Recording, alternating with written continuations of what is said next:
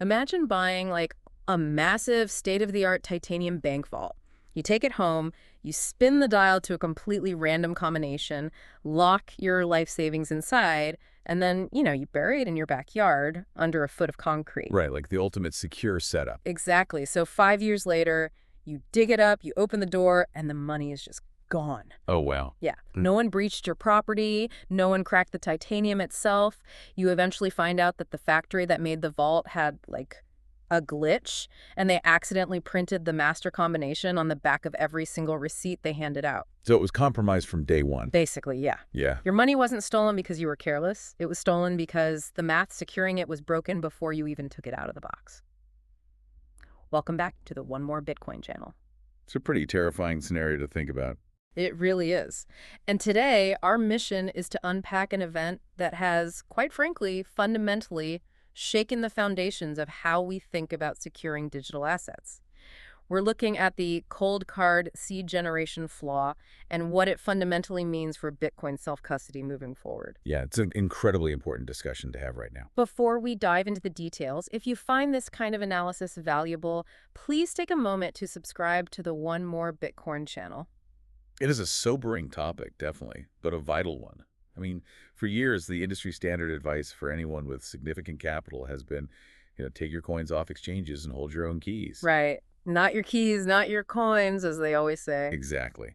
But this event forces us to interrogate what holding your own keys actually means when you rely on third-party hardware to generate them in the first place. And just to set the stage for you, everything we are analyzing today is drawn entirely from the One More Money blog. Which has some incredible data on this. Yeah, totally. If you prefer a written version or, you want to look at the data yourself, you can go to onemoremoney.com to read the full article by clicking the link in the description below. Highly recommend checking it out. So let's unpack this, starting with the core premise from the One More Money blog.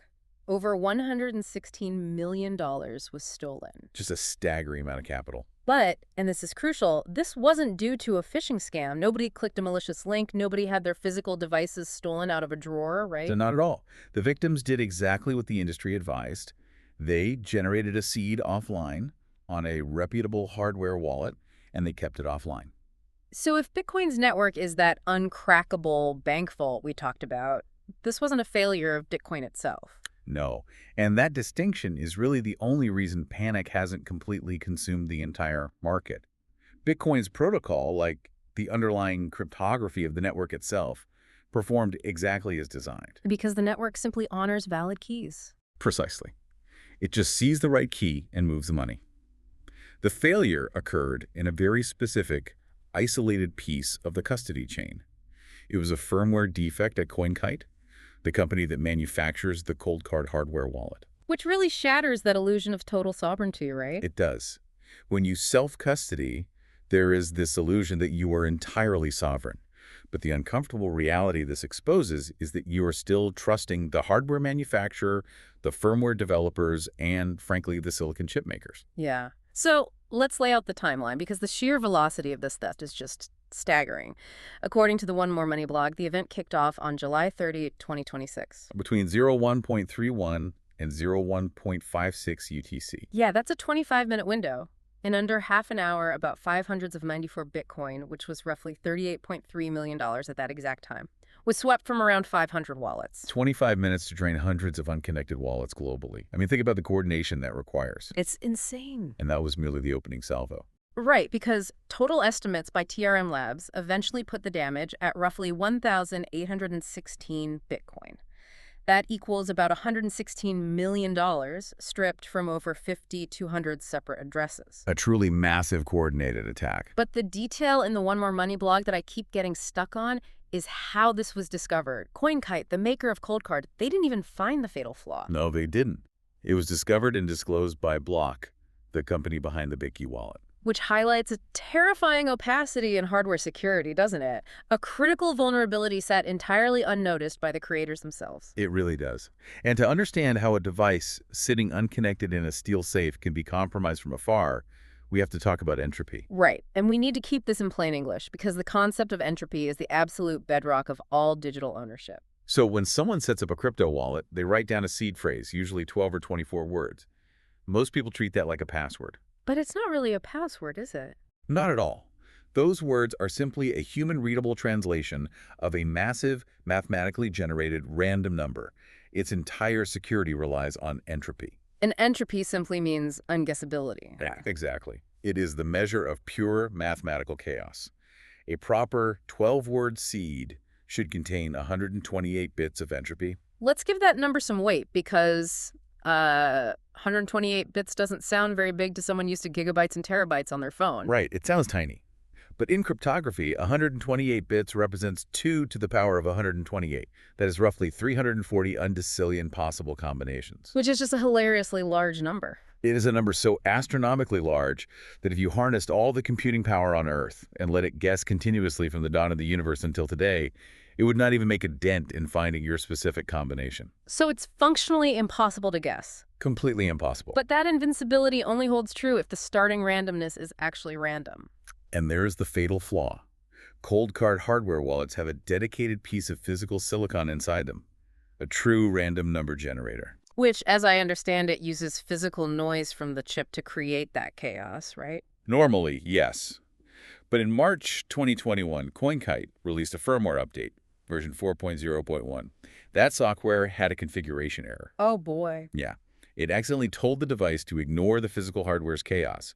Instead, it routed the seed generation through a software programming language running on the device called MicroPython. Okay, so it used a deterministic pseudorandom math formula starting with non-secret data from the chip. Exactly. Let me make sure I'm wrapping my head around this. The device just stopped using the unpredictable physical chaos of the hardware and started using a predictable software math problem to pick the 24 words. Yes. And the result was a catastrophic collapse in entropy. Which the One More Money blog details pretty extensively. For the physical hardware models known as the MK2 and MK3, the entropy plummeted from 128 bits down to about 40 bits. And on their newer physical models, the MK4, MK5, and the QIT dropped to about 72 bits. Okay, 40 bits. Let's pause on that. 40 bits of entropy sounds like a decent amount of security intuitively. But the One More Money blog points out that 40 bits equates to only about 1 trillion possibilities. Which is nothing in the computing world. Right. 1 trillion is a massive number for a human brain.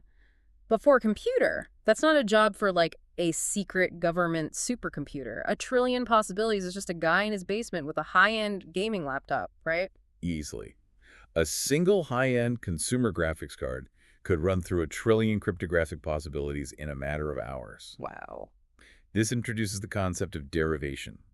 Derivation is basically just the process of translating a seed phrase into a public Bitcoin address. So walk me through the mechanics of what the attackers actually did here, because they didn't just guess one person's wallet. Far from it. Once an attacker realizes a specific hardware wallet firmware restricted the possible seeds to just 1 trillion combinations, they write a script. Like an automated program. Yeah. They tell their computer to generate every single one of those trillion seeds. The computer translates each seed into its public Bitcoin address. Then, it checks that address against the public Bitcoin blockchain to see if it holds a balance.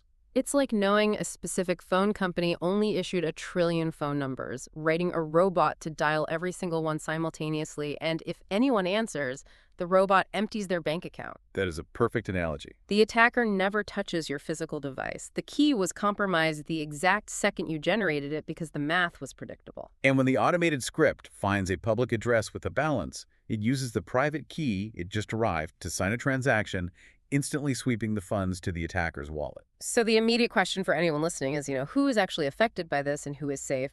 The One More Money blog lays out specific safe havens. Right, there are some exemptions. But first, I want to clarify something dangerous.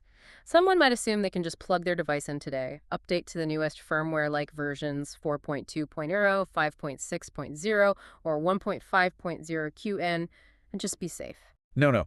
Updating the firmware today only prevents you from generating a new weak seed. It does absolutely nothing to fix a seed you already generated under the old flawed firmware. Because your old seed is already out there in that compromised mathematical pool? Exactly. However, as you mentioned, the blog notes 2 major operational exemptions where users of vulnerable firmware remain safe. Let's talk about the first one, dice rolls. ColdCard has this feature where you can generate your seed by physically rolling 6-sided casino dice 50 times or more and then entering the numbers into the device. Right. And if a user did that, they are safe. But mechanically, why does rolling physical dice protect you from a software bug? Because the physical dice inject real-world chaos back into the equation. The 50 dice rolls provide the full 128 bits of true entropy, entirely bypassing the weak MicroPython software generator. You essentially brought your own randomness. Exactly. That makes a lot of sense. So the second exemption mentioned is a strong BIP39 passphrase. For those unfamiliar, BIP39 is the industry standard that turns numbers into those 12 or 24 readable words. Right. And it also allows you to add a custom passphrase, which people often refer to as a 13th word or 25th word. And how does that help here? Well, that passphrase acts as a cryptographic multiplier. If you use a very strong, entirely unique passphrase, it acts as a massive buffer. Even if the attacker derives your 24 words from the weak trillion pool, they still have to guess your custom passphrase to access the funds. Okay, but the One More Money blog makes a crucial point here. CoinKite explicitly warns that a passphrase is not a permanent substitute for migrating your funds. No, definitely not. Because if your passphrase is just a single common word, or, a birth year, an attacker who already has your 24 words can just set their computer to brute force common passphrases next. It buys you time, but it doesn't buy you immunity. Precisely. You must migrate the funds. This brings us to the on-chain evidence. Unlike a traditional bank heist where the money disappears into a duffel bag, this theft happened on a public ledger. Which is the fascinating part about blockchain. Forensic firms could watch it unfold in real time. And what the on-chain forensics prove is deeply unsettling. The sweeps didn't happen as a slow, rolling trickle. They happened in distinct, concentrated waves. Remember those 500 wallets drained in 25 minutes? That proves the attackers had already run the math. They pre-computed the candidate seeds, built a database of vulnerable targets, and then executed the sweeps in bulk to avoid tipping anyone off. And the first wave specifically targeted single signature wallets. I assume because they're the lowest hanging fruit. Like if you crack a single signature key, you have total unilateral control of the funds. That is correct. Furthermore, researchers found more than 25 distinct attack patterns on the blockchain. Wait, let me stop you there. 25 distinct patterns means this wasn't just one criminal mastermind who found the flaw. Exactly. Multiple independent attackers or syndicates found the vulnerability in the code, realized what it meant, pre-computed the keys, and all struck the network. Wow. It was essentially a digital gold rush to sweep these vulnerable addresses before rival hackers got to them. Which leads to a grim reality for someone who generated a seed on the flawed firmware but hasn't had their coins stolen yet. Are there unmoved coins essentially sitting ducks on a public ledger, visible to anyone who runs the math? Unfortunately, yes. The attackers already have the master list of all trillion possible addresses. If your funds haven't moved yet, you might simply use a slightly more complex derivation path, or, frankly, you're just lower down on their processing queue. So moving those coins to a completely newly generated seed is the absolute only defense. It is the only way to be sure. Now, we need to step back and talk about what this does not mean. Let's bring the temperature down a bit. This specific flaw does not affect Ledger or Trezor hardware wallets. Right, that's a very important distinction. The One More Money blog notes that Ledger uses a certified true random number generator locked inside a secure element chip. Trezor mixes multiple entropy sources from the device and the host computer. Crucially, they just don't share ColdCard's code base. While it is true, Ledger and Trezor are not impacted by this specific bug, the broader structural lesson here is immense. Security in self-custody relies on an entire stack. Right. It's the hardware design, the firmware, the compiler, the release pipeline. And the most sobering detail in this entire saga is that CoinKite's code was completely open source. It was publicly available on the internet for 5 years. See, we always hear that open source is safer because anyone can audit it. And the One More Money blog even says this code passed an AI-assisted security review. It did.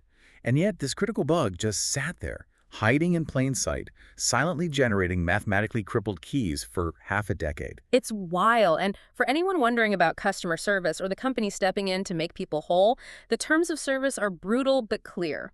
CoinKite disclaims liability for software defects. There is no reimbursement. None. If you self-custody, there is no FDIC insurance. There is no support hotline that can reverse a Bitcoin transaction.